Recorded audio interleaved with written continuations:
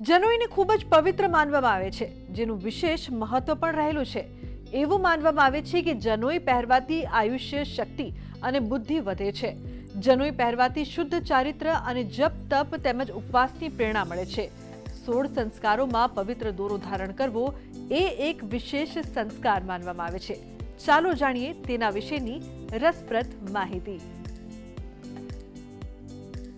આ પવિત્ર દોરો પહેરવાથી નૈતિકતા અને માનવતાના પુણ્ય કર્તવ્યો કરવાની શક્તિ મળે છે. જનોઈ ધારણ કરવાથી સકારાત્મક ઉર્જા આવે છે.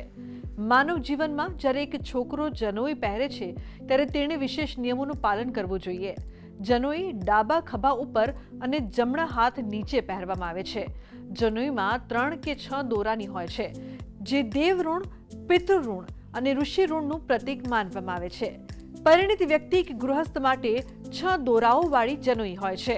જનોઈ પહેરવાથી શિક્ષણ અને આધ્યાત્મિક વિકાસ પર ધ્યાન કેન્દ્રિત કરવામાં પણ મદદ મળે છે, તેમજ મનને ખરાબ કાર્યોથી બચાવી શકાય છે.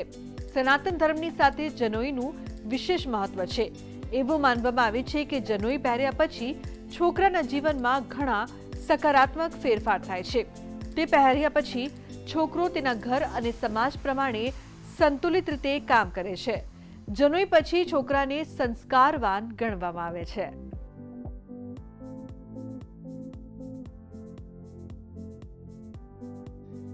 વિદ્યાભ્યાસ પહેલા સુંદર એવું મંત્ર અનુષ્ઠાન પહેલા યજ્ઞોપવિત વિધિ કરવામાં આવે છે. બાળકને સર્વપ્રથમ યજ્ઞોપવિત સંસ્કાર કરવામાં આવે અને પછી જો એને વિદ્યાભ્યાસ માટે મોકલવામાં આવે તો એ વિશેષ કરીને શ્રેષ્ઠ શિક્ષણ પ્રાપ્ત કરતો હોય છે. આગળ કોઈ પણ ધાર્મિક અનુષ્ઠાન હોય એમાં પણ હંમેશ નિત્ય નિયમ પ્રમાણે નૂતન યજ્ઞોપવિત ધારણ કરી અને જ પછી એને સાધના કરવી જોઈએ. આગળ જ્યારે મૃત્યુ પછીની જે ક્રિયા હોય જેને કહેવાય પિંડદાન કરવામાં આવે ત્યારે પણ સર્વે મનુષ્યોને યજ્ઞોપવિત પહેરાવીને જ પિંડદાન કરવામાં આવે છે. યજ્ઞોપવિતમાં બ્રહ્મા, વિષ્ણુ અને મહેશ દેવતાઓનો વાસ છે. આ યજ્ઞોપવિત જે ધારણ કરે છે એને નિત્ય ગાયત્રી મંત્રનો જાપ કરવામાં આવે છે અને ગાયત્રી મંત્રની સાધના થકી જ આ યજ્ઞોપવિતમાં વિશેષ તેજ મળે છે. જે યજ્ઞોપવિત ધારણ કરે છે અને સર્વત્ર બધી જગ્યાએ વિજય પ્રાપ્ત થાય છે. જમણા કાનની ઉપર લગાવીને જ્યારે આપણે મળમૂત્રનો ત્યાગ કરીએ તે સરળતાથી પણ ત્યાગ થાય છે અને આ યજ્ઞોપવિત ધારણ આપણને આ જીવનમાં સત્કાર્ય તરફ પ્રેરે છે અને અનીતિનું કાર્ય કરતા આપણને રોકે છે. માટે યજ્ઞોપવિત સંસ્કાર જનોઈ ધારણ કરવી બહુ જરૂરી છે.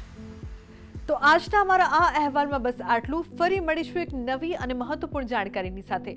પરંતુ આ વિડીયોને આપ ખાસ લાઈક કરજો અને વધુમાં વધુ શેર પણ કરજો. નમસ્કાર.